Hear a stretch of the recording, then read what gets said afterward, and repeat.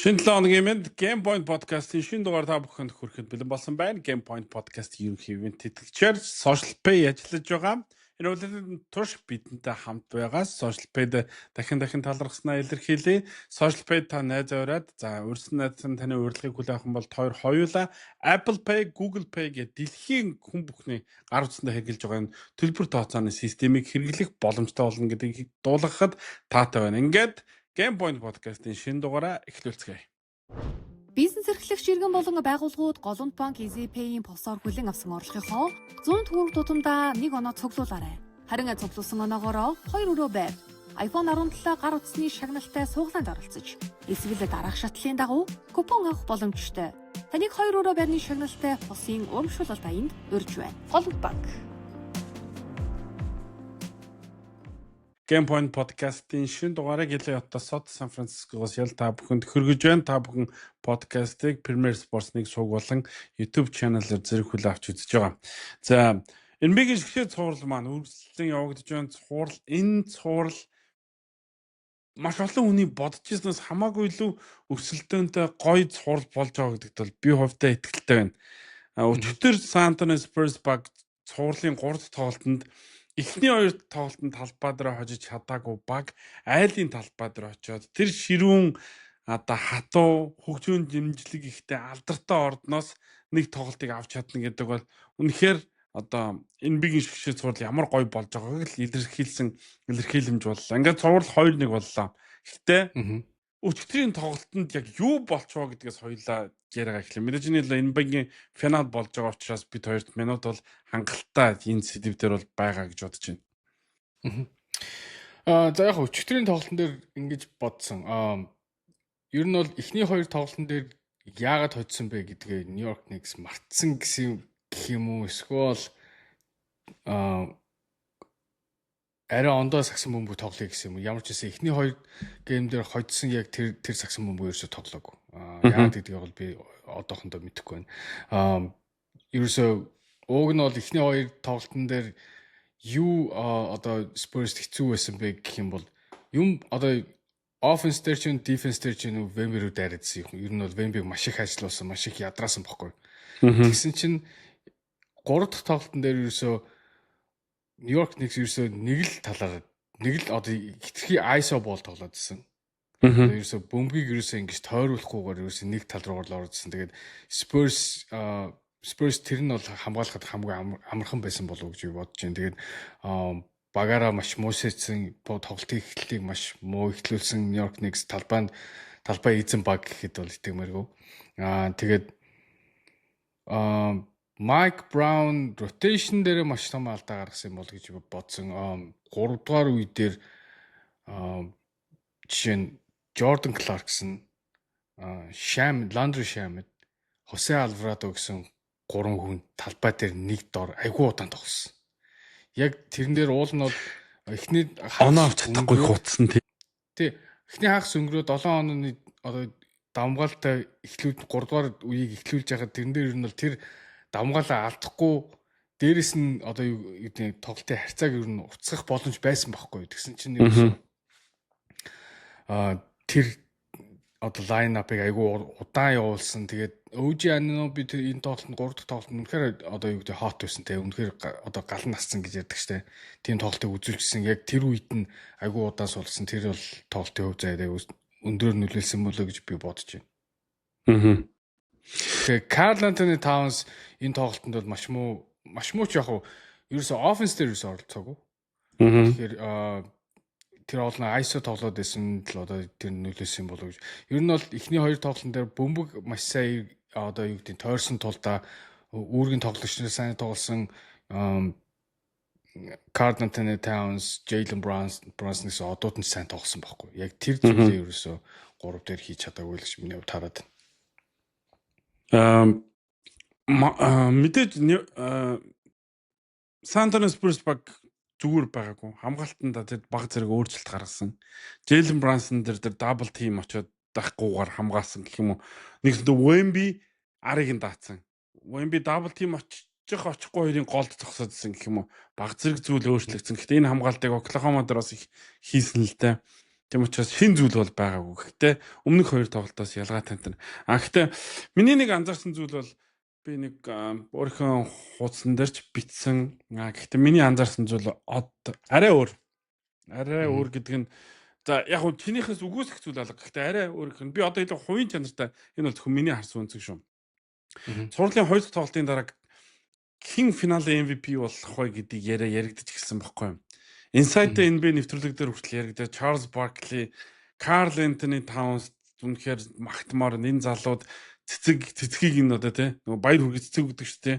Тэр баярын цэцгийг нь өгөх ёстой гэд жишээ нь Barkley хүртэл хүлээмжшүүлж байгаа.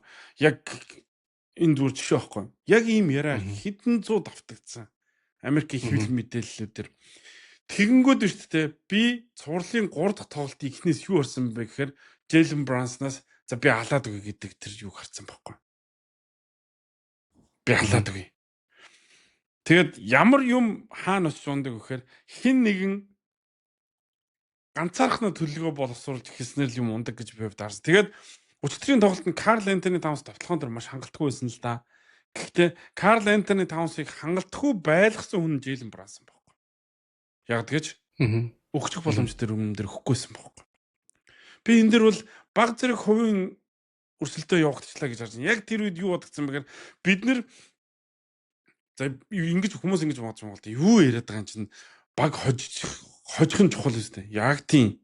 Гэхдээ хүн багхгүй юм. Би финалийн MVP 100% бодсон явж исэн чинь 100% биш 50% болоод ирсэн багхгүй. Karl Anthony Towns финалийн MVP ч болж магадгүй болоод эхэлсэн багхгүй. Яг тэгвэл үнэхээр Jalen Brunson талбай дээр тоглож байгаа үед баг нь хасахтай. Karl Anthony Towns тоглож байгаа үед баг нь үлэм жинжигээр нэмэхтэй байгаадс. Энэ байдал цувралын өмнөх 2 тоглолтод яг зүй тогтлоор ажиглагдсан баг. Би тэгээд Brunson хэрвээ хэн илүү их нухсан бэ гэдэг тэмцээнд оролцсон бол Brunson сая цувралын 3 дахь тоглолтод өрсөлдөгчгүй ялахаар байсан. Бүр талбай дээр байгаа бүх тоглогчдыг өрсөлдөгчгүй ялахаар байсан. Яг тиймэрхүү Brunson-ийн гараас бөмбөг эрт гарах юм бол тэр нь оновчтой дамжуулалт юм уу эсвэл дамжуулалтын өмнөх хоккейн дамжуулалт гэж ярьдаг шүү дээ. Дамжуулалтын өмнөх дамжуулалт болж исэн. Яг чиний хэлдгээр Нью-Йорк Никс баг өмнө яаж Spurs-ыг хожижсэн бэхээр маш их ядраажсэн нөхөр тэдний бөмбөгний шилжил Spurs-ийн хамгаалтаас хурдан байсан баг. 3 дахь тоглолтод бол би энэ Никсийг хараагүй. Нэгт тэр. 2 ч шүү дээ. Хинт гисэн гэх л баг л та ингээд одоо ингээд зүгээр энэ хот хооронд болж байгаа л да. Гэхдээ зүгээр улс хооронд болъё гэж бодъё. За их хооронд нь ирэл одоо Нью-Йорк хотод очиж шүү дээ. Өөр улсад байлдаж байгаад ч юм уу өөр улсад одоо ингээд тулаан хийж байгаад гэхдээ очиж хүм болго ингээд аврагын дүрээр ингээд ухтаж авсан би Нью-Йорк Никс-ийн сэтгэлд орчих болов гэж бодсон. Mikal Bridges тоглолтын эхний тэр 2 минутанд 2 алдаа гаргаад талбайгаас өөрийгөө гаргах ёсгүй тоглож байгаа байхгүй. Тэр 2 гаргаж байгаа алдаа бол надад үнэхээр хариуцлахгүй алдаа байсан. Зүгээр тийм бараг 2 минутанд өнгөрөөж болно шүү дээ. Ягаад зүгээр сайн хамгаалт гэдэг чинь заавал нэг бол алдаа юм уу блок байхсгүй. Зүгээр хэцүү байдлаас довтлуулаад дүнгийн тоглолт эхэлж байгаад 2 алдаа гаргаад тэгээд Mikal Bridges өчтөрийн тоглолтоос бүр гар авцсан. Mikal Bridges өчтөр тоглолтод бол үнэхээр цөөхөн л одоо үр ашигтай байсан.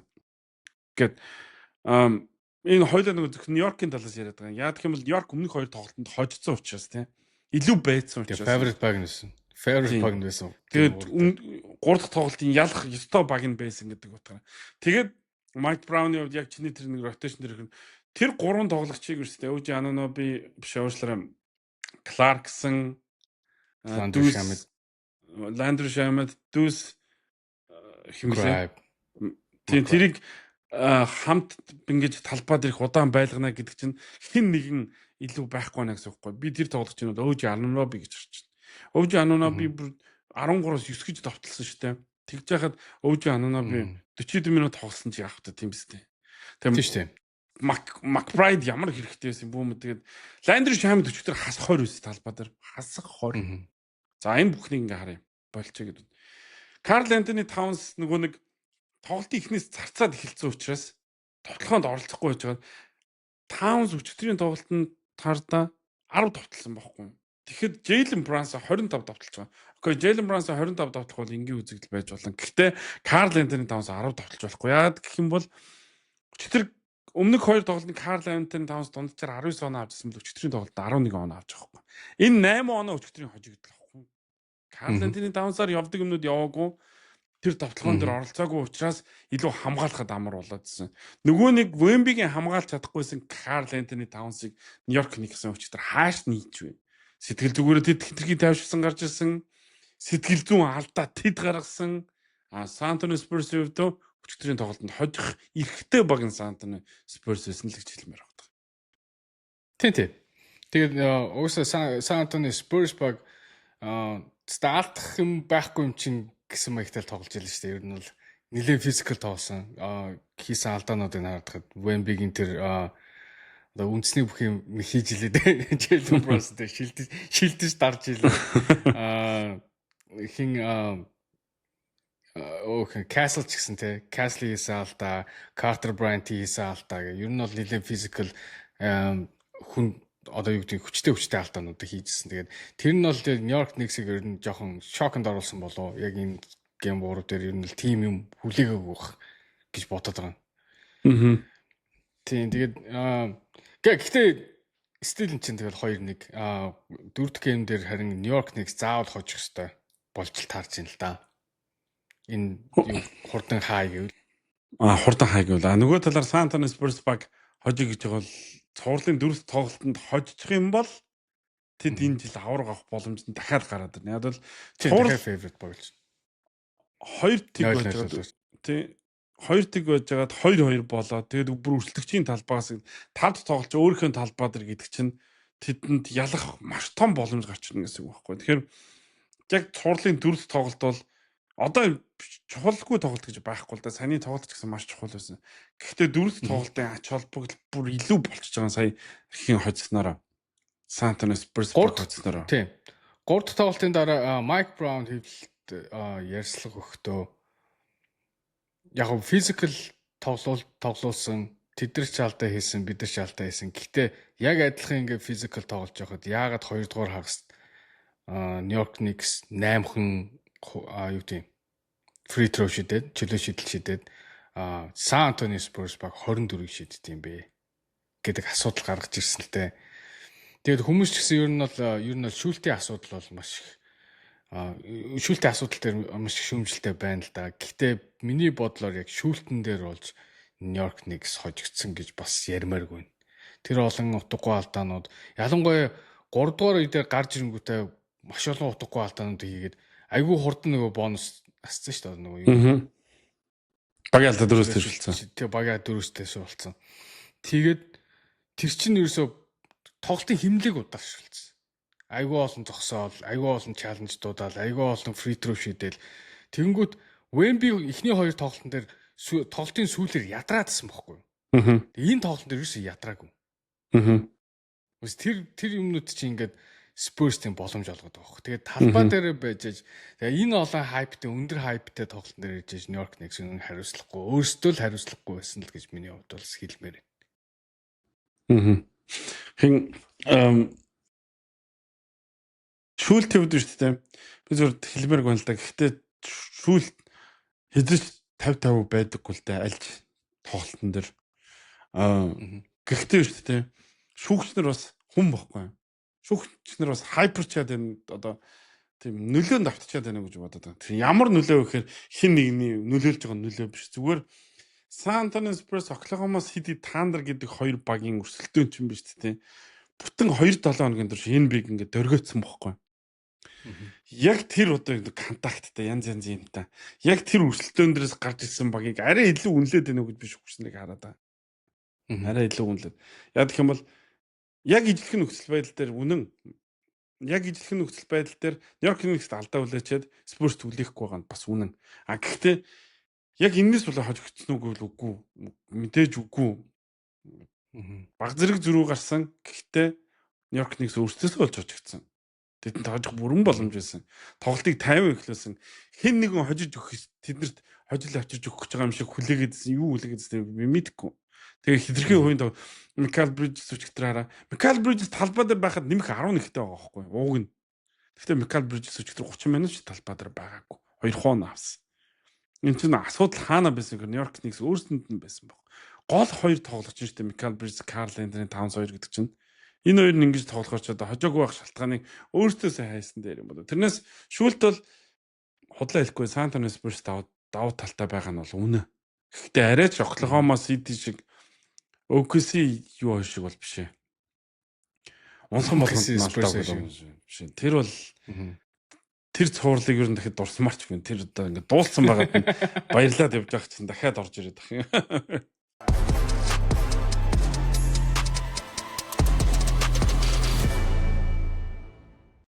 Тэгээд тэрнээс гадна хүмүүс ингэж л өнөөдөр ингээд сошиал медиа дээр бөө юм болж штэ. Тэгээд тэгсэн чинь ер нь бол Нью-Йорк Никсийн талбай айгүй галзуу байх гэсэн одоо юунууд байсан одоо нэг юу гэдэг төсөөллүүд байсан. Одоо Нью-Йорк Никсийн талбай дээр чинь фэнүүд нь галзуу те тэр ордон бүр одоо юу гэдэг MSG чинь одоо Madison Square Garden чинь те одоо Mecca of Basketball гэдэг штэ. Тэгээд тэр бол Spurs-ийн залуучуудын хувьд бол айгүй том дарамт тулна гэсэн чинь тийм зүйл болоогүй. Одоо яагаад болоогүй вэ гэсэн чинь жинхэнэ фэнүүд очиагүй гинэ. Жинхэнэ Нью-Йоркийн Никсийн фэнүүд очиагүй. Мөнгөтэй хүмүүс очсон гэж үү? Хүмүүс очсон. Мөнгөтэй хүмүүс очингууд чи одоо хазин нэг Spurs ингээ жоохон юуны давуу олоод ирсэн чинь 3 дугаар үеийн сүүлээр давуу болоод ирсэн чинь бол тэр орд нь ер нь бол намгүй болцсон шүү дээ. Тий. Тэгээ тэр мэр зүйл нь бас Нью-Йорк Никсийн одоо юу гэдэг талбайн давуу талыг байхгүй болгосон гэсэн. Тэгээд Америкийн нэгдсэн улсын ерөнхийлөгч Дональд Трамп очсон. Тэгээд Дональд Трамп очсноор яасан бэ гэхээр одоо Madison Square Garden-ыг ингээд тойруулаад юу яатсан? Хашаа босгоцсон, хамгаалалтын хашаа босгоцсон. Тэгээд зөвхөн одоо юу гэдэг нэг газраар одоо ингээд онгоцонд бид ингээд суудаг шүү дээ. Скрин ингээд шалгаад оруулдаг шүү дээ. Металл юугаар. Яг тэрэн шиг шалгаж оруулсан. Гэтэ зүгээр бид нар ордонд орлоход нэгэ зүгээр хамгаалалтын ажилч нар байдаг шүү дээ. Тэр ингээл ер нь бол нэг тийм нарийн шалгадаггүй. Тэгээ энэ удаагийн тоглолт болохоор American Secret Service гэдэг ерөнхийлөгчийн хамгаалдаг тийм хамгаалтын алба ажиллаад тэгээ хүмүүсийг айгүй 2-3 цаг бараг очилсан гэж байгаа байхгүй ер нь хийсэн. Тэгэхээр тэр зүйлүүд нь ч гэсэн бас фэнүүдэд нөлөөсөн гэж байна. Тэр чинь оройны хэдэн цагаас хойш зогсож тэгээ тоглолт болоо тэгээ гарах гэж байгаа шүү дээ. Тэгэхээр ер нь бол талбай дээр ч болон талбайн гадуурч болон маш их сенсацтай маш их одоо юу гэдэг Никсийн тал байна гэж бодсон болгон эсэргээр өөрчлөгдсөн юм шиг санагдаад байна. Яагаад Никсийн үнж фэнүүд очихгүй бол энэ чинь нэг тасалбар нь 6-7 мянга хүрчгэрч одоо Америкийн энгийн орлоготой дундаж орлоготой хүнийг авч чадах тасалбар биш шүү дээ. Дундаж гэдэг чинь 100 мянгаас дээш цалинтай хүнийг яриад байгаа шүү дээ. Тэ. Энд чинь баян хүмүүс зөвхөн очиж чадах тийм тоглолт болсон аахгүй Madison Square Garden. Тэгээд түүхэнд хамгийн үнэтэй тасалбар болсон шүү дээ. Нэг тэр хоёрт нөгөө Cardi B өчигдөр halftime performance хийсэн шүү дээ.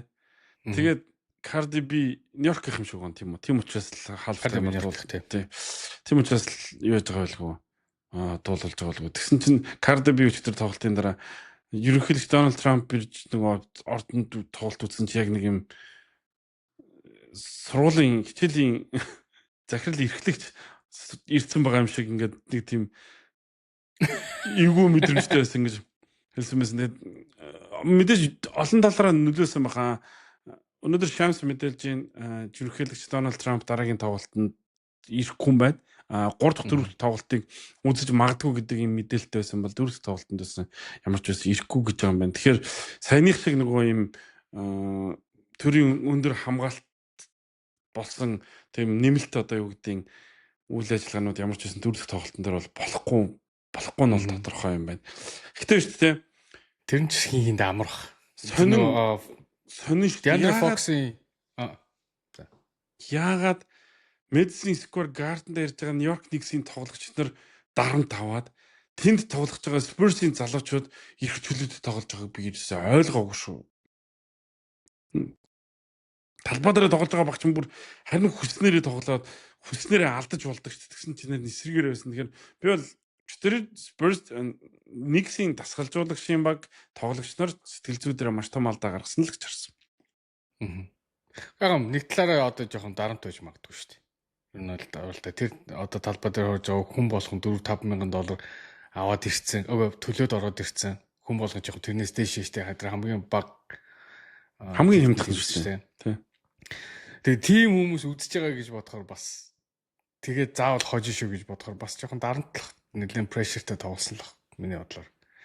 Тэгээ De'Aaron Fox хэлжсэн ингээд ерөнхийлөгч энтер ирээд ингээд ингэж яах гэдэг чинь ер нь бол яг нэг талаараа ингээд одоо тэгээ гоё боловч нөгөө талаараа бүх хүмүүсийг одоо юу тийм тухгүй болгоод байна гэсэн одоо чинь De'Aaron Fox ингээд талбай дээр орж ирэхдээ зүгээр ингээд орж ирэл тоглоод явчихдаг байсан бол бас тэнд шалгуулаад те да хамт явж байгаа хамгаалагч энтрийн шалгуулаад энтер байна гэдэг чинь ер нь л тамирчиж гэсэн ер нь жоохон тухгүй л байсан юм шиг гим ярьсан л та. Тэгэхээр иймэрхүү одоо экстра юмнууд нь бас жоохон хитрхи too much байсан юм болов? Хитрхи байсан юм болов? Тэгээд Америк нэгдсэн улсын ерөнхийлөгч шүү дээ. Тэгээд тийм учраас тэр хамгаалтанд тиймэрхүү хэмжээнд байх нь ойлгож болох бах уу. Тэгээд баг тийм учраас дараагийн тоглолтын дээр юу яахгүйгээд ихтгэм мэдээлэл нь гарч байгаа байлгүй дээ. Тэгж яах. Гэхдээ шүү дээ. Цувралын дараагийн тоглолтод одоо Нью-Йорк Knicks баг яг энэ байдлаар орж ирэх юм бол дахиад хожигдохоор гарч шиг. Тийм харин л та. Бусад яг түрүү хэлсэн шүү дээ. Яг талбай нэг талд бөмбөг тоглох юм бол угаасаа хамгаалтын одоо юу гэдэг цэцэлж чадахгүй юм байна. Угаасаа Spurs-ийг. Тэнд Wemby тэнд голд байхад бол тэгээ тойроод энэ сайн хамгаалтай Castle тэ бусад тоглогч байх юм бол угаасаа Нью-Йорк Knicks оноо авахд бол үнэхээр хэцүү. Өчигдөр ингээд харал та. Хичнээн удаа баг 24 секунд дуусч яхад тоталсан бай Нью-Йорк Knicks. Тэ айгүй хэцүү тоглоод байсан ерөөсөө ингээд юу нь явчихгүй. Тэр бөмбөг шилжихгүй явчихгүй тий. Тэгээ яг тийм байдлаар яах юм бол угаасаа. Тэгээд хараа эн чин NBA-гийн финал штэ. NBA-гийн финал гэдэг одоо Mike Brown болон Нью-Йорк Knicks-ийн бусад тасгалжуулагч ойлгох хэрэгтэй. Хичнээн одоо үлрэлт сайн байсан ч гэсэн Landry Shamet, Jose Alvarado, Jordan Clarkson нэг талбай дээр тэгж удаан тоглочлохгүй. Тэр гур зэрэг тий зэрэг. Тэгэхээр rotation-аас авахгүйлаад offensive одоо юу гэдэг ярилцаад одоо энэ 3 дахь тоглолт бас хожигдсон бас жоохон сэрүүлэг болж магадгүй. Атлантад хожигдоод Атлантад одоо юу гэдэг Michael Bridges яаж муу тоглоод бид нар одоо энэ ч одоо 5 драфт ирэхээр сольсон юм шүү дээ гэж яриад тэгсний дараа 40 өдөр хожигдоо гэдэг байгаа шүү дээ. Тэгээд баг 2 сар хожигдоо. Тэгэхээр тэрнтэй адилхан энэ хожил бас сэрүүлэг болж болохыг бас үгүйсэхгүй. Би бол Карл Антони Таунс дараагийн тоглолт ингэж тоглож болохгүй л гэж бодож байна. Хэрэв Нью-Йорк Knicks очихыг хүсэж байгаа бол. Яагаад ч ингэж бөмбөгөнд хүрхгүйгээ мэдэхгүй, хаан зогсохоо мэдэхгүй, яах юм мэдэхгүй. Дээрэс нь өмнөх тоглолтод Knicks чинь бөмбөгөө хөдөлгөөлсөн бас хаяч яг 5 талд ч 5-уулаа хараа зогсно гэдэг чинь юу гэхээр нөгөө нэг яриад байдаг зүйл байдаг шүү дээ. Төрүүлээ хожичхоор сэтгэл төрүүлээ хожичхоор би хөдөлдөггүй байхгүй. Энийг миний энэ хэлж байгаа үг яг юм тамирчин хүн бол бүр сайн ойлго. Манай тамирчин үнэхээр би энэ хөдөлдөггүй байхгүй. Би бол Knicks-ийн сэтгэл төрүүлээ хожицсан. Сэтгэл зүйн маш том алдаа гаргалаа гэж харж байна. Одоо харин тэрийгээ засаад илүү багаараа тоглох гэж орж ирэх юм бол Spurs одоо тоглолтын ихний хагаст Стефан Касл Wemby хоёр л зүтгэхэд исэн шүү дээ. Тэгээ би бодсохгүй. За энэ хоёр ингэж хоёулах нь зүтгэж аваа ихний хагасыг гарчлаа. Гэхдээ оноод дуу. Хэрэв 20 дугаар хагаст яг ингэх юм бол энэ тоглолтод бодоо болох юм байна да гэсэн чинь 20 дугаар хагас гэхлээр Julian Champagne-ийг 3-2 шидэл оруулаад эхэлж байгаа байхгүй. Тэ? Араас нь Dylan Harper, тэгэл De'Aaron Fox гэл ингээл өчтөр Spurs-ийн талбай дээр гарсан бүх тоглогч нар оноо авсан шүү дээ. Багаараа тоглосноо хожиж байгаа. Тэгэхээр мэдээж NBA-гийн финалд аль нэг нь од байна, аль нэг нь MVP болно, хин MVP нь болох нь уг нь дараагийн асуудал те. Эхлээд хожих нь чухал байхгүй. Тэгээ Нью-Йорк Knicks-ийн тоглогч нар нэгэ дараа нь боож гарч байна. Харин Spurs-ийн талаас харах юм бол одоо яаж хийж байгаад нэг хожих юм бол тэд аврах болно. Бүр 70% магадлал дээр очино. Одоо зүгээр дөрөв тоглолтод Аз эзэн эхний хоёр тоглолтыг харах юм бол бас их ойрхон болсон шүү дээ. Сая тэгээ ойрхон тоглолт болчлаа. Одоо дахиад ойрхон тоглолт болох хэрэгтэй байхгүй. Тэр тоглолтын дараа хожигдлоо гэж бодоход 5 дахь тоглолтыг гэртээ очиж заавал аваал гэдэг ингээд одоо Spurs-ийн хувьд бол 3-0 болчвол яана гэдэг айдсаас шал өөр сэтгэл зүйтэй гарч ирэх байхгүй. Тэгээ би энийг нэг талаар гэж бодсон. Энэ бүх сэтгэл зүүн айдсгүй ийм алдах юмгүй тоглож байгаа нэг Виктор Вембаньямагийн манлайлалтай холбоотой л гэж харж байна. Энэ залуу өөрөө хожихыг хүсэхээрээс юунаас буцдаггүй юм байна. Тэгээд дээрэс нь Вембиг бид нэр NBA-д 3 дахь жилдээ тоглож байгаа анхны жилдээ л финал тоглож байгаа. Тийм ээ, тийм окей. Гэхдээ энэ тоглож бусдаас юугаар ялгаатай вэ гэхээр Европоос орж иж байгаа тоглогч нарын нэг ялгаа нь Европын хөндлөлийнхаа лигтээ тоглолцсон. Маш өндөр IQ-тэй загсан хүмүүс тоглолцсон. Нэгдүгээрт, хоёрдугаарт шгшээ багт айгүй их олон улсын тоглолт хийцэн. Өсвөрийн ч болон өндөр туршлага сагсан бөмбөгийн хувьд туршлагатай болоод ороод ирдэг байхгүй. Энэ Америкийн коллежээс орж иж байгаа тоглогчтой харьцуулах юм бол тэр яг тэр сэтгэл зүгээрээ гадаадаас орж иж байгаа тоглогчдын ялангуяа Муэмби шиг юм өөрөө дайчин сэтгэл зүйтэй тоглогч бол өөр юм байна. Тэрний цуврал 3 тэг байна уу? Эсвэл цувралын 4 дахь тоглолт байна уу? 7 дахь тоглолт байна уу? Юурээс хамаагүй юм байна. Тэгэхээр яг ийм финал үзмээрсэн байхгүй. Цуврал 3 тэг 4 тэг болчвол арай утгагүй байхаас надад л харин 2-1 бас одоо бол бүр гоё үзэн. Би 4 дахь тоглолтыг үнэхээр тисч чадчихээн. Тийм үү. Нью-Йорк Никс эртхэн хаахгүй бол хотон шатаад дуусна юм шиг шүү. Дэлхийн аварга болохоос өмнө Нью-Йоркт байна уу байх уугүй юу те. Л болчиход штэ. Тийм. Нью-Йорк ч нөгөө Америкийн дэлхийн аваргыг хүлээж авч байгаа олон хотууд нэг штэ.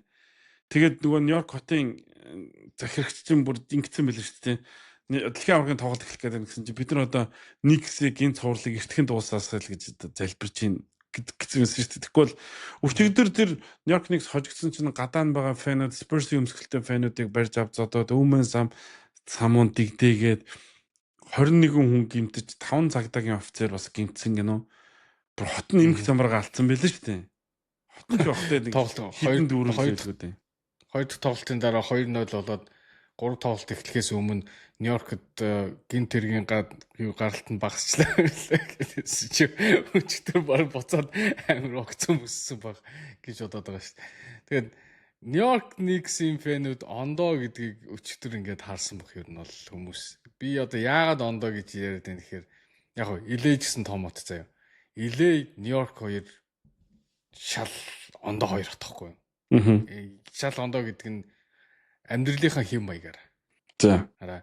Илээд ингээд хүмүүс бол ерөнхийдөө тайван. Ер нь бол ингээ хоошоо наалуу. Ер нь бол тийм хурц одоо юу гэдэг юу байхгүй, бараг байхгүй дээ.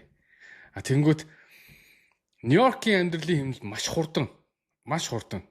Бүх юм ингээд цаг нартай ингээд хоньос ингээд араасаа явдаг. Ерөөсө тэнд ерөөсө годомжинд яваад инээж байгаа хүнч бараг ер нь харахгүй. Хараа. Макдоналдс ороод юм одоо захиалахад баг зөөгчтэй загнуулна. Тим тэсэнд ондоо юм байхгүй. Тэгээ тим амьдралын хэм маягтай газар фэнүүд нь ямар байх нь бол тодорхой байхгүй. Тэгээд өмнө ч гэсэн тэгэл плей-оффын юмнуудаар бид нар харж байсан. Тэгээд Нью-Йоркд очиж үдчихсэн хүмүүс бидэндээ ер нь бол Нью-Йоркийн ямар муухай аштай хүмүүс. Тийм би одоо эх 7 хоног 2 хоногийн дараа дахиад Нью-Йорк явах гэж. Бид сая сүүлд бажет нэртэй Нью-Йоркт очиод Нью-Йорк чинь юугаар төсөөлөгдөг вэ гэхээр алдартай шар таксигаар төсөөлөгдөг шүү дээ. Тэгэл за шар таксинд сууж үзье гээл би тэрний суусандаа баг харамссан шүү дээ. Тэр зүгээр. Манай Монголд тийм аимшигын одоо такси байхгүй нэр үнэнгээс бүр ингээд зүгээр шууд дараал сигналдаал юу алдсан бэлээ бурхан минь. Амар агрессив хот гэдэг нь угаасаа мэдрэгдчихлээ тэр гудамжныхаа замын хөдөлгөөнөөс ахуулаад энд бол эсрэгэр шүү дээ.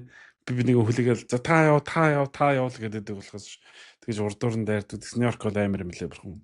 Тэр агрессив байдал бол ойлгохгүй одоо үнэхээр л Нью-Йоркийн ийм л юм байна даа гэж харах юм билээ. Тэгэхээр Нью-Йорк Никс хурдан хааж хотоо авахгүй болохоо байлаа шүү. Гэхдээ Нью-Йорк хотод NBA-ийн финал миний мэдхээр би яг л 90 он 2000 оны ихэр л одоо NBA бүр шинтэж үзэж эхэлсэн л да. Гэхдээ би бол тэгж яг нэг Нью-Йорк Knicks-ийн тэр финалыг ингэж амар нөгөө нэг тоглож исэн жилийг ингэж амар мэдэрч байгаагүй л дээ. Тэр үед хэвлэл мэдээл одоох шиг нээлттэй байсан юм биш. Одоо бол ер нь энэ Нью-Йоркд энэ сошиал медиагийн ачаар те Нью-Йоркд энэ бигийн финал болно гэдэг чинь ямар гоё юм бэ гэдгийг мэдэрч байгаа байхгүй. Маш гоё юм. Үнэхээр entertainment байна. Гэхдээ тэрийгээ дагаа сүйдэгтэй тал нэг юм яалтчихгүй. Тэр гудамжинд одоо өөр багийн өмсгөлтэй явах юм бол ер нь зодуулах юм шиг үн тийм үү? Тийм. Цалтай өчтөд харлаа шүү дээ. Харин тийм. Спортын фэнүүд айгүй их зодуулсан байна. Энэ бол амжилттай бүтүүлэг харагдлаа надад бол. За тэгэхээр одоо яах вэ тэгээд одоо. Тэгтэл Нью-Йорк Knicks энэ бигийн финал тоглох бол гоё юм байна. Мэдрэмж нь айгүй өөр юм байна.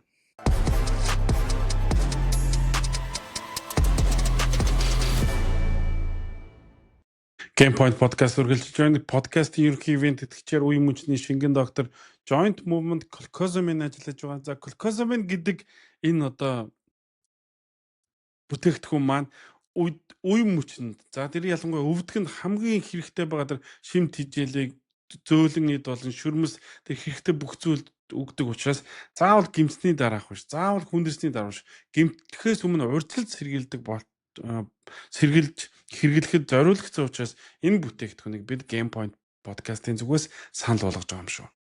Цогц найрлага бүхий үе мөчний шингэн доктор. Үе мөчний өрөвсөл, өвдөлттэй, бэртэл гэмтэлтэй, спортоор хичээлдэг, ахмад настан, суугаа ажил хийдэг бүх хүмүүст тохиромжтой. Энэхүү бэлтгэл нь өрөвсөл болон өвдөлтийг намдааж, эдгэрэлтийг түргэсгэж, үений шингэнийг нөгснөөр үе мөчний хэвийн үйл ажиллагааг дэмжинэ. Үе мөчний шингэн доктор. NBA-ийн шгшээ цуурлан үргэлжилж байгаа. За NBA ер нь бол анх удаага талбай дээр үзэгч гарч ирж селфид гэж оролцсон үйл явдлыг бид нар харлаа. Хөлбөмбөгт бол маш олныг харсан. Ялангуяа Лионел Месси, Криштиано Роналдо хоёр дээр бол ер нь хүүхдүүд маш олноор очиж ингэж гарч селфи хийх гэж оролддог.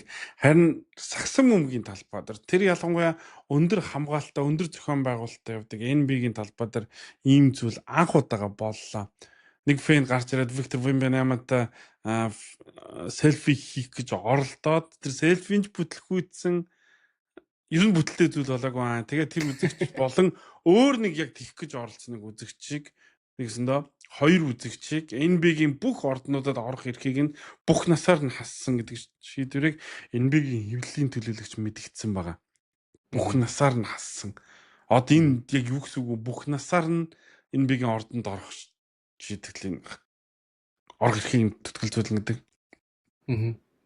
NBA-гийн бүх тоглолтонд оролцож чадахгүй ямар ч хотын одоо NBA-гийн 30 багийн 30 одоо хотод одоо юунд орж чадахгүй гэсэн үг. Тэгэхээр ер нь бол нэг байнга тохиолдоод байдаг зүйл.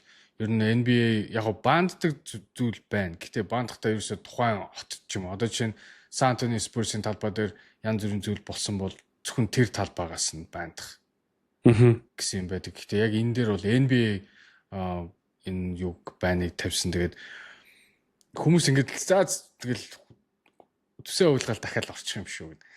Тим юм бол байхгүй. Яа тэгэхээр дахиад орох юм бол ямар нэгэн байдлаар баригдах юм бол тэр чинь эргээд гэмт хэрэг болж хувирна. Систем минер болж хувирна. Тэгэхээр шоронд орох, ял авах боломжтой болчихно. Нэгдүгээр. Хоёрдугаарт NBA-гийн одоо аренанууд байна шүү дээ, тэ. Facial recognition гэдэг шүү дээ. Зүс царай таних одоо камер одоо хамгаалтын системүүд дээр тоноглогдсон. Ялангуяа сүүлийн орднууд. Яг тэр асуудлаараа одоо Нью-Йорк Knicks-ийн эзэн Джеймс Доолн тэр талаар маш их одоо юу гэдэг асуудалд ордог.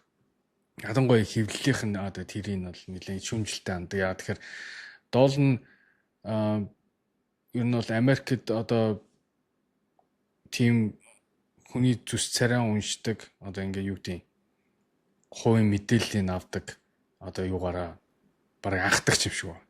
Тэгээд уул нь бол ер нь бол болохгүй байж ихчлөө торон хувийн орон зай энэ төргээ явна шүү дээ. Privacy энэ. Гэтэ доолны тайлбарлаж байгаа нь болохоор бид нар ингээд терроризмаас хамгаалж байгаа юм. Террорист халдлага гарахаас хамгаалж байгаа юм гэдэг зүйлийг ашиглаад гэтэ хамгийн хүн банддаг хамгийн хүн одоо өөрийнхөө ордноос одоо хасдаг хүн доолон байдаг. Тэгээ ямар хүмүүс хасагддаг вэ ихэнх нь лойерууд одоо өмгөөлөгч нар, хуульчид, сэтгүүлч нар одоо доолныг одоо Джеймс Доолныг одоо жоохон шүүмжилдэг тим хүмүүсийг яадаг. Тэгээд зөвхөн Madison Square Garden биш одоо тэр чин MSG Group гэдэг байна шүү дээ одоо. MSG Group чин Madison Square Garden, Radio City Music Hall гэдэг том ивент холлуудыг Нью-Йоркт бас дээрээс нь Las Vegas Sphere гэх мэтчлэн ингээд аягүй олон одоо тийм үйл хөдлөх хөрөнгүүд байгаа шүү дээ. Тэн дээр одоо ороод ирэх юм бол таниал тэгээ бандчдаг гэдэг. Оролдохгүй гэдэг. Тэгээ тийм зүйлээр эсрэг зүйлээр ашигладаг одоо Джеймс Доолн тэрэн дээр аягүй их юунд шүүмжлэлд өртдөг. Тэр нь болохоор одоо ер нь бол аягүй өндөр түвшинд ажилтдаг гинэ. Одоо 1 минутанд дээ шүү дээ 40 хүний 1 минутанд 40 хүний одоо хамаг юмыг шалгаад энийг оруулж болохгүй гэсэн шийдвэр гаргаж чаддаг гэдэг байна. 1 минутанд. Одоо юу гэдэг NBA-гийн одоо MSG-гээс бандуулсан 40 хүн нэгд орж чадахгүй байх нь ш 1 минутын дотор тий. Тэгэхээр тэр чинь амар хурдтай байдаг. Тэгээд сүүлийн үед угаасаа бүх стадионууд тийм facial recognition програмтай байгаа. Системтэй байгаа. Ялангуяа бид нар сая 2 сард NBA-гийн юун дээр очсон шүү дээ. All Star очиход Intuit дом бол тэгчгээрээ facial recognition. Одоо ингээд дэлгүүр рүү ороод юм авахтаа хүртэл одоо юу гэдэг худалдагч гэж байхгүй. Шууд ороод аваад буцаад гарахад шууд автоматар чиний карманаас юу шээ. Юунаас картнаас чинь чарчилсан байдаг. Ерөөсөө тэнд cash card гэдэг юм хэрэгэлдэг. Тийм газар байх. Тэгээд их одоо зүгээр сонсогч нартаа үзэгч нартаа сонирхуулж хэлэхэд ер нь сүүлийн үеийн стадионууд одоо аренанууд ер нь бол тийм зүйлээр тоноглогдож байгаа. Миний мэдхээр одоо юу бас яг адилхан бах нөгөө Las Vegas-ийн Raiders тоглодог. Би нэрийг мартчихсан. Шин тэнгэлдэх юм. Тийм шин тэнгэлдэх бас яг тийм cash шилдэггүй. Ерөөсөө царайгаар чинь амар том шүү. Тэ. Гэмтэлэн тийм байгаа шүү гэж хэлэх гээд байна. Тэгэхээр нэг банд болгоны судалтай байна тий. 80,000 хоо. 80,000 ер нь бол тий. Тэг нэг банд уулчих юм бол ер нь бол орох юмш боломжгүй л гэдэг. Тэгэд энэ нөгөө нэг одоо хамгийн гол нэг юм байл да нөгөө нэг саяны тэр гүйсэн нөхрийг чинь NBA энэ чинь нөгөө NBA за ингээд нэг селфи хийх гэж юм л да. Тэр магадгүй амар хэрвээ амжилттай болсон бол маш алдартай селфи болох байсан баг. Гэхдээ тэр хүний амьдралын дурсамжинд л үлдэх селфи байхгүй. Гэхдээ энэний төлөө юу хийсэн бэ гэхээр тэр талбай дээр гүйж гараад тэр хоёр дахь нөхөр бол угаасаа бүр зургатаарч гараагүй шүү дээ. Тэр бид нар тийм зүйл болсон гэдгийг мэдээчгүй. Эхний нөхөр бол бүр дэлхийн нийтээр цацагдсан. Тэр нөхөр зөвхөн NBA-гийн орнуудаас одоо юу гэдэг бандуулаад зогсохгүй. Дээрэс нь цагдаад баримтлагтаад хуулийн байгууллагууд төр хэрэг үүсгэсэн байл. Тэгэхээр энэ одоо юу гэдэг нөгөө хамгаалалтаа бүс нэвтэж болохгүй бүсэд нэвтэрсэн мэтэрс ингээд нэг зүйл ангууд төр ингээд хэрэг үүсгэж явцсан. Тэгээд хэрэг одоо сэтгүүлч асуусан юм хэргийн талаар мэдээлсэн чинь нөгөө яг одоо мөрдөн шалгах процесстэй явж байгаа хэрэг дээр дэлгэрэнгүй мэдээлэл өгч болохгүй гэдэг нөгөө тайлбар байдаг шүү дээ. Тим тайлбар өгсөн юм байна. Тэгэхээр энэ чинь юу вэ гэхээр нэг селфиний төлөө бүтэн баларч шүү. Тэгэхээр хуулийн өмнө очиж ийн гэдэг чинь зөвхөн нэг ордонд орохгүй байх, зөвхөн NBA-г насаар үзэхгүй байх асуудал биш байгаа байхгүй. Бүтэн одоо гэдэг Америкийн хууль чангадаг нэг хууль чангалагдчих юм бол энэ чинь нөгөө хаанч ажилд орох гэсэн тий. Чи зүгээр амар супер дипломтой байсан ч гэсэн энэ юун гэмт хэрэг вэ гэж тэр хүн хизээч яг ижилхэн хоёр одоо хүн шалгагдаад очлоо гэхэд тэрний хар толб нь хизээч тэр хүнийг тэр өрсөлдөөнд ялуулахгүй байх хэмжээний үйлдэлийг л энэ үзүүлдэхгүй. Америкт нөгөө нэг согтуугаар машин барьсан гэдэг чинь өөрөө гэмт хэрэг тооцогддог шүү дээ тий. Манай шиг зүгээр жолооны эрхээ асуудлаа гэдэг ойлголт бол биш. Тэгээд тэр арилдаггүй согтуугаар жолоо барьсан хүн бол уучлаарай та гэмт хэрэг хийсэн учраас энэ таны ажилд орох бүх анкетанд нөлөөлнө гэсэн. Тэгэхээр гаргаж байгаа хүний шийдвэр болгоо ер нь амьдралд нь нөлөөлөх юм одоо хуультай хэдийгээр эрх чөлөөтэй гэсэн маш их хуулиа баримталдаг хууль сайтай орнд л ер нь эрх чөлөө баарч тийм байна. Тийм учраас эрхээгээд хариуцлага нэх байдаг гэдгийг энд хэлэх гээд байна. Тэрнээс Яг ингээд спортын үйл явдлууд бол мэдгүй тэр нөгөө хөл бөмбөгийн талбаараа гүйж гарсан үзэгчид дараа нь юу болдгийг мэдэхгүй л дээ. Яг NBA дээр бол энэ гүйж гарч селфит гэсэн нөхөр бол ямар ч байсан бодож ирснээс илүү хүнд асуудалд унчлаа. Тийм. Тэгээ би NBA ингэж анхудаа үзэгчийг ингэж бүх насаар нь бандж байгаа мэдээллийг харж байна. Тоглогч нарыг бол банддаг.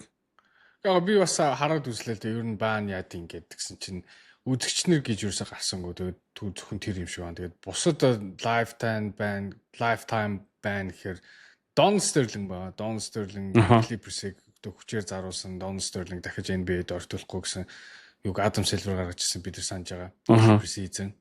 John T. Porter Мури тавьсан. Мури тавиад тэр Michael Porter Jr-ын дөө. Тий. Тэгэд бүр 70-д бол 80-д онд Eddie Johnson гэж тоглогч хар тамхины хэрэгээр тэгж насан туршдаа бандуулсан юм байна. Тэгэл ер нь бол ихэнх нь бандахтаа ер нь бол тийм хар тамхи эсвэл тийм gambling тэг мөрөдө тоглоомын тийм асуудалд орсон хүмүүсийг бандд юм. Тэгэхээр ер нь бол үзэгч бол гэж бол байхгүй. Тэгээд энэ цуврал одоо Нью-Йорк Knicks Spurs 2-ын голд болж байгаа. Энд нэг хүн айгүй харамсалтай одоо бандуулснараа энэ тоглолтыг үзэх хэрэггүй, талбай дээр үзэх хэрэггүй нэг хүн байгаа. Тэр нь болохоор Charles Oakley. Charles Oakley бол Нью-Йорк Knicks-ийн одоо домог. Тэгээд 99 он сүүлд finals-д гарахт нь бас маш чухал тоглогч нарын нэг байсан. Тэгээд уул нь бол яг энэ 99 он Spurs-тэй тоглолцсон. Яг энэ юунд одоо талбай хажуутал суугаад үзэж явах хөстө хүмүүсийн нэг. Гэхдээ James Dolan, Charles Oakley хоёр одоо сүүл бөө юм болоодсэн шүү дээ, тий. Тэр хоёр. Тэгээд одоо хүртэл байна. Барилж авсан бил. Тэгсэн баха мэдгүй. Бөөли болсон. Тэгээд ямар ч байсан тим харамсалтай зүйл байна. Тэгээд James Dolan ч бас тэгээд байндах нь бас заримдаа утгагүй юм шиг санагдчих тий. Яг энэ нэг тэр баг учраас баг гэдэг чинь өөрөөр компани учраас компани өөрөөсөө үйлчлэх юмыг оруулж болно. Дотоод журам. Тэр бол багийн л асуудал юм наа. NBA ингэж бандж ийн гэдэг сонирхолтой юм үзэгч. Гэхдээ одоо ямар ч гэсэн энэ бол дараагийн үзэгчнэрт маш том мессеж боллоо шүү дээ. Хэрвээ талбараа гартаж оролдох юм бол ийм асуудал тавнахын дээрэс нь хизээч NBA-гийн гортонд орж ирэх боломжгүй болно гэдэг чинь өөрөө амар асуудалгүй. Мэдээж Монголд байгаа хүмүүсийн хувьд бол за тэргүү очиж үзэхгүй юм чинь гэж бодож болох юм л да. Гэхдээ энд чинь зүгээр тасалбар аваад үзэж болох юмыг өөрөө тэгж эрхийн настан гэдэг бол тийм тэнэгүүлэлээс бол засна гэдэг бол хайр юм багхгүй тийм үстэй. Тийм тэгээд би бас нэг зүйлийг бас энэ бас буруутгамаар байна. Одоо энэ сүүлийн үеийн сошиал медиа одоо нөгөө стрим гэж хийж байгаа одоо зүйл одоо тренд чинь бүр ингээд хүмүүсийг тэнэг юм хийхэд аюу хөтөлж штэ. Тэр сүүл залуу чинь тэр нэг стрим хийд юм уу тэр крипто coin моин хөгжүүлдэг хүн юм шиг л шүү дээ. Тэрнээс болж нэг тийм зүйл хийж ийн гэдэг чинь тэргээс сурчлах гэдэг юм шиг юм чаас. Тэгээ тийм тэнэг үйл хийж ийн гэдэг чинь. Тэгээд хараа хөл бөмбөг юу сакс хоёр чинь 2 онд спорт тахгүй юу? Моментум айгу чухал байхгүй юу? Юун дээр тэрэн дээр бол за өстой Нью-Йорк Knicks-ийн нэг сайхан давталгааг нэг сайхан одоо нэг стилийг тэр залуу алсан юм шиг санагдаад байгаа шүү дээ. Яг тэрэн дээр Нью-Йорк Knicks хожсон болохоор л нэг ингээгүү болохоос хожигдсан байсан бол бас тэр залуу бол нэлээд л юу хөтгөөс боловсчихдаг шүү дээ. Хөл бөмбөг дээр гэсэн чинь сайн нэг юм санагдлаа. Хэзээний хилээд бас нэг том тэмцээн дээр нэг хүүхэн гүйж гарч ирээд тэгээд нөгөө нэг фотолкон дээр бин дээр насан туршидтын сайтны сурталчилгааг хийж авч гарч ирээ. Тэгээд тэргүүрээ дэлхийн нийтийн анхаарлыг татаад тэгсэн чинь тэр сайт нь тэр үйл явдлын дээр айгүй амжилттай болсон гэхээ. Тэгэхээр тэр талбараа гүйж гсэн зорилгоо бол тэр хүүхэнд тухайд биелүүлсэн. Гэтэ энэ бол эрттэй л алхам л да. Тэгээ ялангуяа Америк шиг юм хуульцдаг. Би тэр нөгөө нэг камер ингээд гэмт хэргийн гарал буурдаг гэсэн би нэг юм уншиж Солонгос улс Сөүл хот камер одоо баг камергүй төв гудамж гэж байхгүй. Камергүй ер нь гудамж гэж баг байхгүй болсон юм шиг байлаа. Ер нь сүүлд нь очиход ер нь тэгснэр гэмт хэргийн гаралт нь баг 80-90% буурсан гэсэн шүү дээ. Тэгэхээр энэ камер угаасаа тэгээд энэ орчин үе ингэж ирж байгаа угаасаа ирж байгаа. Энэ цааштай ч ирэх бах. Монголд ч удахгүй болж эхлэх бах. Тэгээд одоо яалтаа вүлээ. Тэр нүүр танилцсан юм бол одоо ирж явал цагында. Тийм. Гэтэ хин нэгэн хүн одоо өөрийнхөө хувийн юмд ашиглаад одоо доолн шиг те өөртөө дургүй нэг ашиглаа. Хасаад бандад ирвэл жоохон хэцүүл эрсдэлтэй л технологи байна да. Гэтэ яг тэртээ зүгээр ийм үе цаг үед амьдарч штэ. AI. Би тэр нөгөө нэг хэнийг Donald Sterling Clippers-ийн эзэн бол яагаад угаасаа нөгөө энэ бид бүх насаараа ойртох ирэх асуусан нь бол ойлгож байна. Тэр бол нэгдүгээрт арьсганы үзлийн асуудал болоод нэлээд өндөр авсан. Харин тэр нэр Gamble-тай холбоотой нэг сүүлд мэдээлэл явуулсан шүү дээ. Одоо энэ нөгөө мөрөдө тоглоом тавьснасаа болоод NBA-гээс шууд хөөгдсөн байгаа Chauncey Billups, Damon Jones, за тэгээд нөгөөх нь Terry Rozier гэдэг гурван тоглогч нар миний харсан мэдээлэлээр Damon Jones ямар ч байсан LeBron, Anthony Davis хоёр өнөөдөр тоглохгүй гэдэг мэдээллийг өгөөд мөнгө авсан. Ер нь бол тогтоогдоо бурууга хүлээсэн байлээ. Тийм үү? Би тэгж өөрөө бурууга хүлээсэн. Тийм. Rozier болохоор бурууга хүлээхгүй.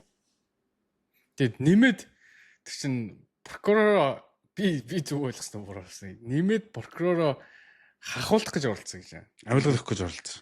Авилгал өгөх гэж оролцсон гэд нэмээд одоо юу авах. Зүйлэнг. Ял авах. Тийм зүйлэнг нэмэгдэж байгаа юм байна. Тэгэхээр Розери асуудал нэлээд хүндэрж байгаа. Тэгээд Miami Heat цалингийн цэсээс Розери юг бас асуулах юу гаргаж байгаа юм шиг л хүсэлт гаргаж байгаа юм шиг л NBA-гээс түрүү жил бүтэн тоглосон юм шүү дээ.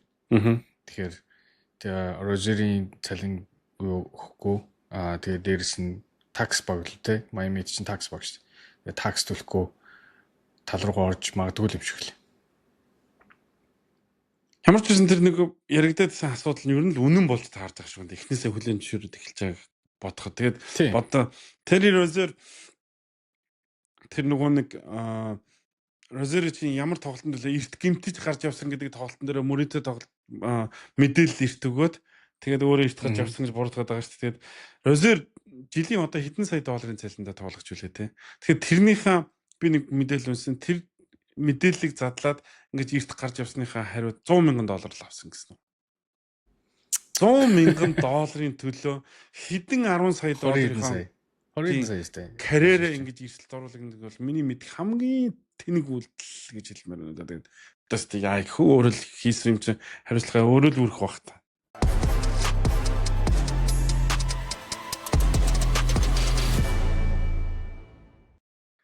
Game Point podcast үргэлжлэн явагдаж байна. Бид NBA-гийн финал гисэр бараг 40-50 минут ярьсан байх хооронд бусад мэдээллүүд маань ерөнхийдөө нэлээд шахагдчихлаа. Гэхдээ NBA-гийн финал болж байгаа учраас ер нь бусад мэдээллүүд хойш тавигдчихад байгаа. Гисэн идэж бид хэд хэдэн мэдээллийг товч хүргээд энэ удаагийн дугаараа өндөрлүүлэх гэж бодож байна.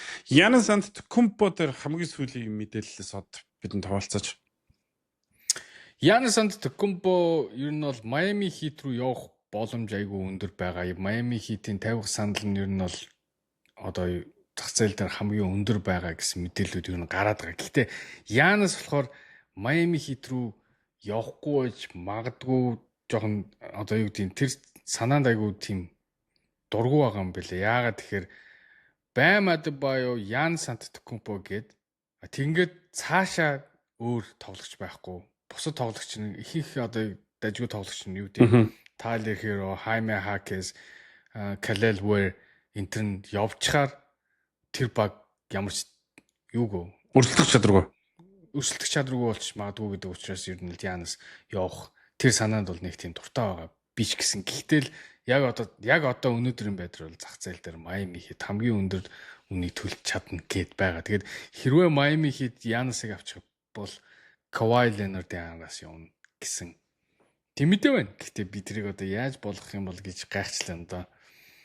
Ханд яаж болгох гээд байна? NBA Clippers-ийн гэрээг цуцлана гэж үзээд тэгээд Kawhi Leonard free agent болно гэж үзээд тэгж байгаа юм болов уу гэж миний хувьд таамаглаж байна. Гэхдээ тэр тал чинь тэр юу чинь баг Clippers-ийн тал шийдэгдэж магадгүй юм шиг болоод байгаа шүү. Тэгээд энэ дээр Kevin O'Connor гэдэг нь сэтгүүлч байдаг шүү дээ. Энэ сая бас нэг цагийн өмнө задлсан бахан. Giannis Antetokounmpo түүхтэй багт очихыг хүсэж байна гэж. Түүхтэй баг гэдэг чинь юу гэлж байгаа юм бэ гэхээр Boston Celtics, Los Angeles Lakers, Chicago Bulls, New York Knicks тийм үү? Олон жилийн түүхтэй багт очих гэж хүрчин гээд байгаа юм бэ л үү дээ. Гэхдээ яг энэ дунд Boston Celtics-тэй бол очихыг хүсэж чинь Boston ч өөрөө нэг тийм Янисыг авахыг хүсэж чинь гэж байгаа зүйл байхгүй байгаа гэсэн. Энэ зүгээр хэвлэлээр гарч ирээд байгаа л одоо юу гэдэг нөгөө таамгууд юм болохоос яг бодит байдал дээр бол Boston ч тэр Milwaukee Bucks ч тэр ер нь аль аль нь тэр яг энэ солилцоог бол болж байгаагаар ерөөсө харж байгаа ч юм уу хөөцөлж байгаа зүйл байхгүй юм байна. Гэхдээ саяны Miami Heat руу ороход би нэг мэдээ унсан амар харгас санагдсан шин. Miami Heat Tyler Hero-г солиод Tyler Hero-д энэ солилцоо нь яаж тусах нь яг үндэ тэднэрт ямар ч хамаагүй тэд үндэ бүр тоохчгүй байгаа гэдэг. Тэр одоо яг ямар утгатай мэдээ бүү мэд. Тэгтээ зүгээр мууга харгас байгаа юм. Тэний юу гэж бодох чинь биднэрт ямар ч хамаагүй солилцоо болоогүй байхад хэлж байгаа юм. Guarantee тэгээд нөгөө багуудад одоо нэг untouchable те энийг хүрж болохгүй юу те энэ тоглогчдод юу гэдэг болгоомжтой ханднагсан тоглогч нь яг тэр зүйлд бол Tyler Hero орохгүй байна л гэсэн үг л нөгөө утгаараа те чамаг бол asset гэж харж ийн ирээдүй гэж харахгүй байна өнгөрсөн хийсэн одоо юу гэдэг өнгөрсөн нэг final хүрсэн шүү те bubble тэр мөр чинь ер нь бол амжилт гэж харахгүй байна л гэсэн үг юм болоо да. Гэтэ тэгээ Янасыг авч авна гэх юм болов уусаа Tyler Hero ер нь бол тийм л дээ. Одоо чинь Lakers Anthony Edwards-ыг авч яхад бол Anthony Davis-ийг Lonzo Ball, Josh Hart, өөр хин блэ Brandon Ingram энтрийг бол солих хэвээр asset гэж солисон шүү дээ. Яг тэрнтэй адилхан Tyler Hero яг өнөөдөр тийм л байдал хүж байгаа. Харин нэг Kobe-гийн хэлсэн нэг үг үгүй. Trade deadline бол бахан хүнээр солино хойлно л гээл. Тэгээд тэгсэн чинь багийнх нь Lakers-ийн залуу тоглогч нь жоохон хямраад байсан гинэ. Тэгсэн чинь Kobe ингэж хэлсэн. Хэрвээ хин нэгэн чамайг хүсээд энэ солилцоонд оруулна гэж ярих юм бол чи ямар ч байсан энэ лигт одоо тий үнэлэмжтэй тодорхой хэмжээний үнэлэмжтэй байгаа юм байна гэж мэдээд одоо тэрэн дээр баярлах хэрэгтэй гэж байна. Тэгэхээр ямар нэгэн трейдэнд ороод тэр үнэлэгдээд явж гин гэдэг бол нэг тийм бүрч нэг баларч зүйл биш л хүү дээ. Ямар багаас асуулж байгаа шүү дээ. Тий. Багаас хасагдана гэдэг бол хамгийн эцсийн юм уу мэдэн шүү дээ. За нэгэнд Boston Celtics-тэй холбогдсон учраас өнгөрсөн 7 хоногийн дундор Jaylen Brown өөрийн мэдлийн Penthouse зарах чинь гэж Penthouse гэж одоо орон сууцны барилгын хамгийн дээдлийн давхрын 2 давхар дотроо 2 давхар тийм барилгыг апартмент нэгсэн орон сууцыг хилдэг. Тийм одоо орон сууцаа худалдах чинь ер нь Jaylen Brown явах гэж байгаа юм шүү гэдэг ийм цуурхал яриа гарсан. Энэ хэр бодтой байсан бэ? Би тэгж одоо зарах чинь гээд тэр байраа зарах чинь 3-4 жил болж байгаа юм шүү. Зарагдахгүй хүмүүс зархаа болоод байгаа юм уу? Тэгэхээр тэр бол яг тэрэн дээр суурлаад Jaylen Brown явах чинь гэх юм бол ер нь бол нэг тийм бодтой биш хөө. Jaylen Brown хичнээн чавстай байгаа юм лээ. Ер нь бол эдгээр ингээд энд нэг юм байна. Мөнгөө зүгээр ингээд банкнд хадгалж яхаар банкнд баг хүүгүй шахах юм чинь. Тийм. Мөнгөтэй хүмүүс чинь үл хөдлөх хөрөнгө аваад тэгээ үл хөдлөх хөрөнгийн одоо нөгөө үл хөдлөх хөрөнгө чинь хамгийн их өсч идэг байхгүй. Одоо энэ жил одоо юу гэдэг 100 мянга байсан юу дараа жил 110 ч юм уу 120 ч юм уу 130 ч юм уу. Ер нь л алдагдал айгүй багтаа болохоор мөнгөтэй хүмүүсийг мөнгөө тэгж хадгалдаг. Тэгээд тэр олон авсан одоо үл хөдлөх хөрөнгүүдийн нэг л зарах гэж байгаа юм болов уу гэж би бодсон та. Яг өөрийнхөө амьдрах гэж байгаа бол Penthouse бол биш л болов. Зүгээр өөрийнх нь нэр дээр байгаа нэг байшингаал өгөө биш ээ. Тэг чин байшин ч биш шүү дээ. Орон сууцаар зарж байгаа юм шүү. Тий, орон сууц гэж ойлгосон шүү дээ. Тий. Тэр зургийг харсан маш гоё орон сууц юу вэ? Penthouse гоёлох болохоор. Айгу том заатай. Тэгээд уусаа нэлээд үнэтэй $4 сая гэсэн. Гэхдээ Jaylen Brown яг үнэ чиний хэлдгэр үнэ маш олон юм үйл хөдлөх байд юм байна. Тэгээд тэрнийхээ нэгийг л одоо эргэлтэнд оруулж байгаа л хэлбэр юм. Хамгийн гол нь зарагдахгүй удаж байгаа. Тэгээд хэсэг нөгөө зар дээрээс авцсан байж байгаад буцаад л юм зар дээр гаргаж байгаа л үйл явдал юм байна л да. Тэрнээс тэр нөгөө амьдарч байгаа байшингаа зархаж байгаа үйл явдал биш юм байна. Нөгөө талаар Boston Celtics гэсэн яг үндэ Jaylen Brown-ыг яагаад явуулах хэрэгтэй гэж юусэн шалтгааныг олж харахгүй байгаа юм билээ л дээ. Яг бид нар Jaylen Brown-ыг солих хэрэгтэй юм гэд тийм байр суурьтай юм лээ. Тэгэхээр Jaylen Brown-ы солилцоо ямар ч байсан одоо энэ гарч исэн мэдээлүүд чиг тийм болохгүй байх гэж бодож байна. Тэгсэн чинь нэг анхаарал татсан юм мэдээ гарлаа өнөөдөр. Joel Embiid-ийг Dallas Mavericks баг асууж үтсэн гэдэг мэдээ. Би Bronshad what гэж бодсон. Юу? Нэрнгээс юу? Яах гэж байгаа юм бол гэд Joel Embiid-ийг штэ Нүдрүүгээ энэ хоёр багийн хуруугаа гэж би ерөөсө бодоогүй. Нүдрүүгээ хуруугаа ихнэдэг. Би дээр лөө. Ер нь бол Kyrie Irving солигдно гэдэг асуудал аюу хөвцтэй яригдаад байгаа. Тэгээд Kyrie Irving явуулъя гэвэл оронд нь яг хоо Joel Embiid-ийг авъя гэж байж магадгүй. Гэтэ Joel Embiid-ийг авах нь бол өөрөө маш том эрсдэл, тэгээд маш том юу штэ. Цалингийн асуудал штэ. Яг хоо эх 2 жилдээ Cooper Flag-ыг одоо юу гэдэг хөгжүүлнэ. Тэгээд энэ драфтаар бас энийг авах нь үү те. Тэр тоглогчийг хөгжүүлээд тэр хооронд Embiid-ийг Cooper Flag-тай ашиглана гэж харж иж магадгүй. Kyrie-тай ашигласнаас илүү. Гэхдээ мэдгүй. Хэрвээ тэрэн дээрээ тулах юм бол Kyrie явах гэж байгаа юм байна л гэдгийг л харах хэрэгтэй байна. Сайхан Kyrie-гийн Jersey-гийн юг 60% хямдруулсан байдаг лөө. Dallas стадионд. Тийм сайхан Kyrie-гийн бүх өмсгөлүүдийг 60% хямдруулсан байсан. Гэхдээ тэр юу юм бэ л шүү. Би тэрнийг бас нэг дэлгүүр нэлээд цааш нь ухаад амжсан чинь Cooper Flag-ийн өмсгөлийг ч гэсэн 60% хямдруулж байсан юм байлээ. Энэ үлрэлт. Тэгэхээр энэ нөгөө нэг зөвхөн Kyrie дээр болж байгаа кейс шүү. Шүрэн Dallas-ийн хямдрлуудыг заагдахгүй юмнуудаа ингэж нөгөө гаргадаг, хямдрал үзүүлдэг юм байна л. Тэгэхээр Kyrie-гийн чөлөөлөх. Тэ агуулгах чөлөөлөх бодлоо тэ монголоор Kyrie-гийн солилцоо бас яг болно гэсэн үг биш юм байлээ шүү тэр юу ч. Гэхдээ Kyrie-гийн солилцоо одоо нэг Masai Ujiri шинээр ирсэн учраас бүх чиглэл өөрчлөгдөж явж байгаа. Jason Kidd-ийг халдсан тэ. Тэгэхээр Kyrie-гийн нөхцөл байдалд гэсэн өөрчлөгдөж иж магадгүй гэдэг л. Masai Ujiri хин хоёр чинь нэг нутгийнх л үгүй лүү. Удаан ч нөө Embiid 2. Магадгүй шүү. Тэгээ зүгээр хүмүүс цуурж иж магадгүй тэр хоёрыг. Бас магадгүй тийм. Тийм түүнээс яг ингээд Embiid-ийг Dallas очиж тоглож ийн гэл бас төсөөлөгдөхгүй л. Тийм тэр надад бол угаасаа утгагүй санагцсан. За төгсгөлд нь Алдарт Times сэтгүүлийн нүүрэн дээр 2026 оны хамгийн нэр нөлөө бүхий спортын хүмүүсийг 100 эрхмийг тодруулсан энэ одоо сэтгүүлийн нүүрийг LeBron James чимсэн байгаа. Ингээд LeBron James одоо 2026 онд хамгийн нөлөөтэй байсан спортын салбарын 100 эрхмийг нэгээр тодорсон үйл явдал байна. Энтэй холбоотойгоор маш урт нийтлэл Times сэтгүүл дээр болон сайтн дээр гарсан байна л да. Тэрэн дээр нэг зүйл хариулахаас татгалцсан гэж. Тэр надад их сонирхолтой санагдсан. За LeBron бол угаасаа бүх цаг үед сэтгүүлийн нүүр ч юм тэр ялангуяа ингээд оны шилдгээр ч юм уу те 100-ны шилдгээр ч юм уу ингээд ер нь маш олон шилдгээр тодорч ирсэн л да. Одоо гэхдээ энэ тухай биш. LeBron тэр үеэр Lakers-т цалингаа хасаад үлдэхүүгүй юу гэдэгт хариулахаас татгалцсан гэдэг мэдээ илүү сонирхол татсан байхгүй. Lakers цалингаа хасаад үлдэхүүгүй.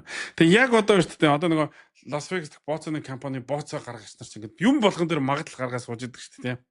За хин одоо хувцас тайлах магадлал хэрвээ энэ подкастыг дуусаад малгайгаа тайлах магадлал хэдэн өв бэ 100%, 90% гэж ярьж гаргаж сууж байгаа шиг LeBron James эрх хөлөөр Lakers үлдэх эсвэл зодог тайлах магадлал яг одоогийн байдлаар 64% төрсэн явж байна.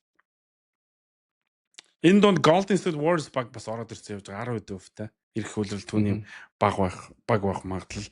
Тэгээ өнгөрсөн 7 хоногт бас яг нэг баттай их сурвалж биш. Гэхдээ Stephen Curry, LeBron James-тай уулзаж ярилцсан гэдэг мэдээ бас гарсан. Ингээ LeBron-ы сүүлийн мэдээллүүдийг харж байгаад саяны надад энэ LeBron тэрэн дээр ямар нэгэн комент хэлэхээс татгалзаж ийн гэдэг нийлээд чухал санагдсан. Тий. Өнөөдөр Brian Winters бас тэгжлээ л дээ. Ер нь бол Lakers-ийн амлах тоо тийм юутай тоо биш. Уусаа тийм LeBron таалагдахаар тоо биш. Гэтэ ямар ч нэг тоо байна. Хэрвээ тэрийг авахгүй гэвэл араас нь Warriors л гэжлээ. Нөхцөл байдал. Ерөөсөө тийм. Тэгэхээр ямар ч байсан хин LeBron James Lakers-тэй үлдэх гэх юм бол Max ч юм уу эсвэл нэлээ өөртөө таалагдахаар мөнгө нүгээр үлдчих чадахгүй тодорхой. Тэгээд тэрийг бол тэр сонголтоо өөрөө л хэд. Гэтэ би ингэ бодож үзсэн шүү дээ. Одоо ингэ боддоо би хэрвээ LeBron байсан бол гэж бодож байгаа байхгүй. Би хэрвээ LeBron байсан бол Lakers-т үлдэхийн тулд pay-cut хийгээд нэг жил тоглолт болъё гэж бодъё заа. Тэнгүүт нэгдүгээр би мөнгө алдна. Амар их мөнгө алдах байхгүй. Зөвхөн цалин биш шүү дээ. NBA болон Lakers LeBron-ы одоо сүүлийн жилгээд ямар их мөнгө хийх вэ? Ямар их доллар хийх вэ? Тэрнээс ерөөсөө 3-4 саяыг авах юм бол бүр уур өрмөр өстэй ер нь бол миний нэг ингэж мөнгө олж ийн гээд. Тэгээ тэрнээс бэлэн хүртэхгүй болохоор манер л жоохон бол дургу байх. Тэгээ нөгөө талаараа за боли би цалингаа хасаа тэгээд яг контендер болох юм уу гэвэл бас хэцүү байхгүй.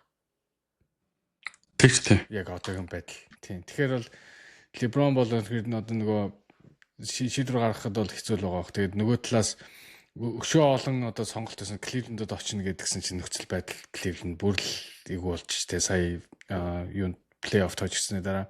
Тэгээд James Harden-гийн цалингийн одоо юу гэдэг цалингийн нөхцөл байдлын тэргээд тарангууд Cleveland-д очиход бас зай баг байхгүй болчихсон штэ. Тэгэхээр LeBron Lakers үлдэх нь бол нэлээд одоо 50-аас дээш хувьтай тэгээд Warriors Curry гэж яригадаад байгаа болохоор бас нэг газар гарч ирсэн болоо даа л гэж бодоод байгаа да. Warriors гэсэн цалингийн зай байхгүй шүү дээ. Тий. Цалингийн зай байхгүй. Гэхдээ харин Curry манерыг юу л ах л та нөгөө mid level exception-ээр л авъя гэх л ах л та. Бас тэгэл баг л мөнгө амлаа шүү дээ. Mid level exception гэдэг чинь хэдэн долларын тухай яриад байна? 15 сая авцаа. Хамгийн одоо non tax одоо таксны юу чинь хүрээгүй таксны лайн даваагүй багч нь 15 сая. Тэрнээс доошоо чинь тэрний талаараа. Тэгээд 50 саяын авч ирсэн тоглогчийн талаар бид нар яриад байгаа шүү дээ. Өнгөрсөн үеэр 52 сая ч гэдэг LeBron цалинж тэ. Тэгээ одоо 15 сая дээр үгүй юу. Ямар ч байсан LeBron-ы нөхцөл байдлын маш сонирхолтой болоод байна. Гэхдээ энэ бигийн драфтаас өмнө ямар тааж ихний хэлтэнд Янас Антетокумпогийн солилцоо болон тэрний дараа нөхцөл байдлууд яаж араараас ирэх вэ? Тэгээд Lakers-ийн зүгээс гаргасан мэдээ болохоор бид нар эхлээд Austin Reeves-тэй гэрээ байгуулнаа. Тэрний дараа гэдэг юм шүү. Austin Reeves сонирхолтой. Austin Reeves сонирхолтой. Гэхдээ тэр нэг source нь бол надад юусэн нэг тийм үнэмшилтэй source байгаагүй. Үгүйсээ нэг зүгээр л нэг юм интинд очиод янз бүрийн юм ярьж байгаа source-сэн. Тэгэхээр тэрний хэлсэн нь юу болохоор Austin Reeves ерөөсөө тэгж бас Lakers discount өгөх ямар сонирхол байхгүй байгаа гэсэн. Тийм. 240 эдэн саяын 5 жилийн гэрээ хийнэ гэж хүсэх юм шиг байна. Тэгэхээр хэрвээ тэрийг Austin Reeves Lakers өгөх юм бол LeBron бүр л зай авахгүй болчихлоо.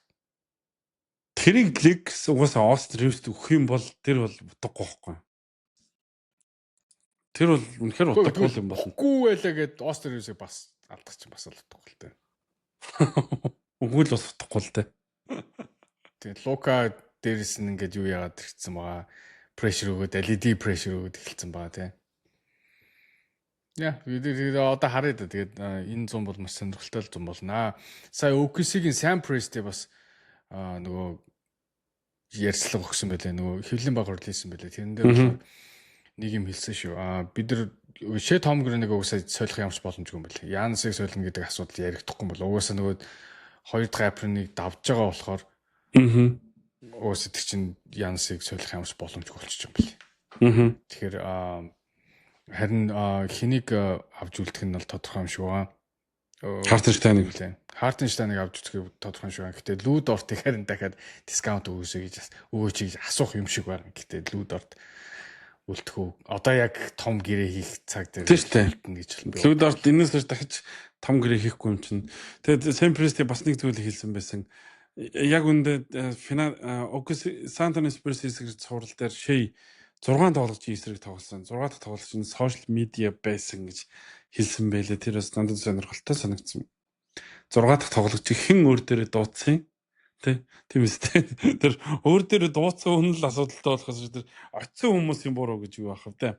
Game Point podcast-ийн дугаарыг хүрээд өндөрлж байна. Бидэнтэй хамт байдагт баярлалаа. Тэгээд NBA-ийн финал 2-1, цуврал 2-1 цааш илүү сонирхолтойгоор үргэлжлэн гэдэг итгэвтэй байна. Тэгээд Game Point podcast-а бүтэн улирлын турш хамт байгаа. Үзэгч та бүхэнд баярлалаа. Дараагийн дугаар иргэ уулзлаа баяр та. Подкастын маань улиралч гэсэн дуусах төгч чинь NBA-ийн улиралч гэсэн дуусах төгч чинь. Гэхдээ энэ зуны турш бид манай сувгийг дагстаар та бүхэн чөлөөт таганд заамун драфт NBA-ийн солилцоо 8 гэд олон зүйлсийг мэдэж одоо шуурхан мэдээллүүдийг бид хоёрын одоо подкастаар Breaking News-ээр хүлээн авч үзэх боломжтой байгаа. Төсөлт нь хэлэхэд инхи бод маань өнөө өглөө Орландо Magic багийн бэлтгэлд бас өргөцсөн байна. Тэгэхээр энэ ямар бэлтгэл яваад байгаа гэхээр NBA-ийн драфтад нэрээ өгсөн байгаа тоглогч нарыг багууд ураад ер нь ямар хэмжээнд байгаа энэ тоглогч ер нь хэд ин гэдгийг үзээд бэлтгэл дуудаад үзээд за тэгээд хардаг тэр бэлтгэлүүдэд өөрөгдөж байгаа гэсэн үг. Тэгэхээр энэ жилийн хувьд 3 дахь багт ямар ч байсан өөрөгдсөн байна гэдэг нь бол сайн мэдээ. Гэхдээ энэ бол NBA-д орж байгаа гэсэн бас баталгаа биш. Гэхдээ ингээ харагдаж явж байгаа гэдэг ямар нэгэн байдлаар G-лигт ч болов орох боломж түүнд байна. Түүний төлөөлөгч нь бас ажиллаа сайн хийж байна. Инхи бод гэсэн өөрөө бэлтгэлүүд дээр мэдээж 100 өөрийгөө ажиллаж байгаа гэдэгт итгэлтэй байна. Тэгэхээр гой мэдээллүүд араасаа хөрөөсэй гэж хүсэж чинь. Тэгээд Game Point podcast хамт байсандаа баярлалаа. Подкаст ерөнхий ивент тэтгэгчээр Social Pay болон Joint Movement Colosseum-ын ажиллалаа. Дараагийн дугаараар уулзлаа баяр та.